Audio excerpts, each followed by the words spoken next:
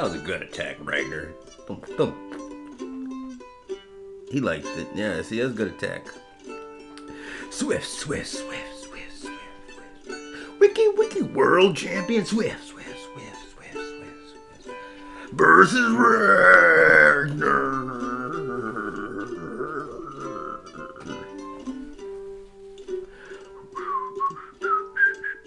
Wiki.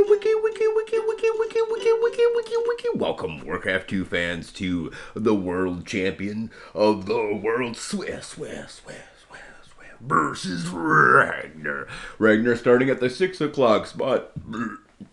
Coming after a big defeat off of game number 1. He's looking to reclaim his honor, but he's up against Wiki, world champion of the world, the current reigning, dominating world champion. Took those big cash prizes home from the Torah 2v2 tournament of champions. We had Swift and Alone. Bam! Standing alone with Swift for that win. And look at the wiki widescreen on this guy. Gonna be facing off against the red player, which would be Swift. So we're gonna have the stretched out view. That's right, we're stretched all the way out here. Actually, looks like he's quite well stretched out. Doing his stretches before the game starts, and that includes his screen. So, wiki, Warcraft 2 brought to you by the War2.ru. Kidding me? Warcraft 2 at War 2 Combat Edition.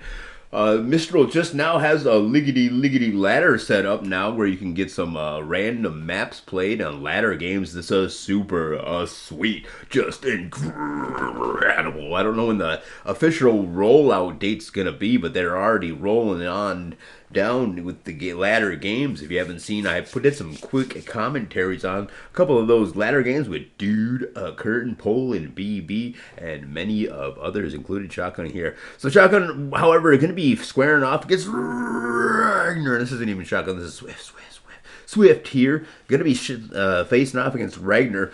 Ragnar at the 6 o'clock spot, not the spot that anybody ever wants to be at, but that's the spot that they are at. So he's going to have to maneuver on over for the liggity late game, ladies and gentlemen. And we see there we do finally get the scout up on Swift, the red player. Gonna have the 9 o'clock spot thoroughly walled off. And what about the 11 o'clock spot? Is it Occupado, or is this gonna be? Yes, it is Occupado. With a lumber mill and a guard tower there, upgrading for defense already on. So we're gonna see another early offense here from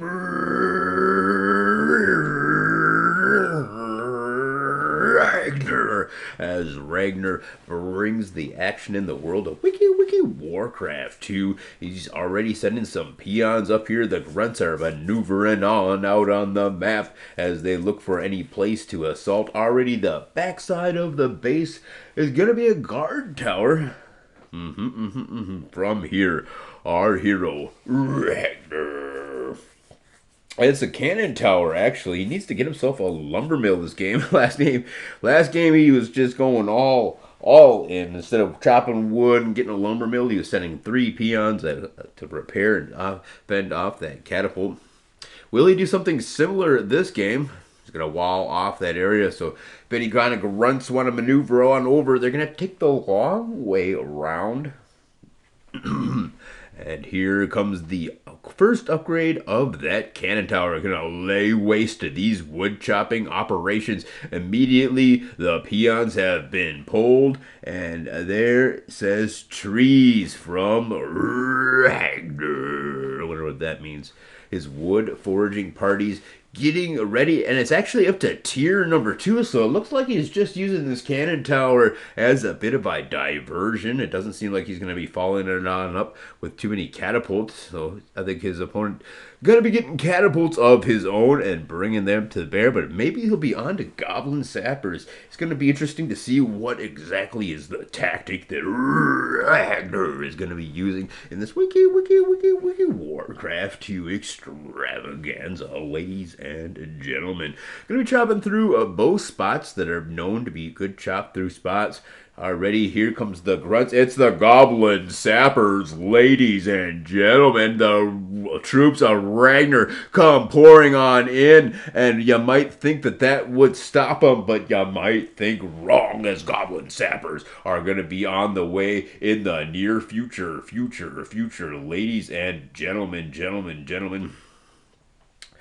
So he's going to double down, and no lumber mill as of yet. Could probably stand to use a little bit of repair on that Goblin Sapper, as this one-trick pony is going to be running out of time here because 2 catapults are there to repair an ogre technology. Going to be not long in the future, so...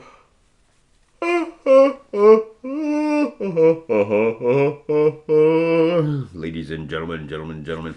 We'll be right back. Today's episode brought to you by the Chocolate.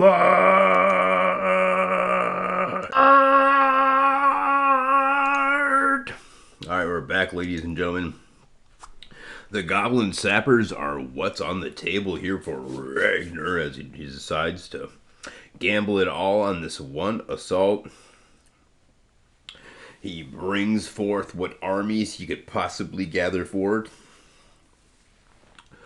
And he's going to attack the northern section. He's going to blast away these 2 farms, or maybe even some ogres or whatever's at the door, and come crashing into the base of his opponent. So let's see here. He wants to he's going to pounce on these 2 footmen or grunts. Nice.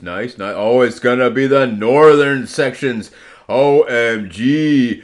But he's not going to be able to get in there. No, shotgun. Too clever by far. I'm going to be able to stop this wall that Goblin Sapper before it ever had a chance to get started.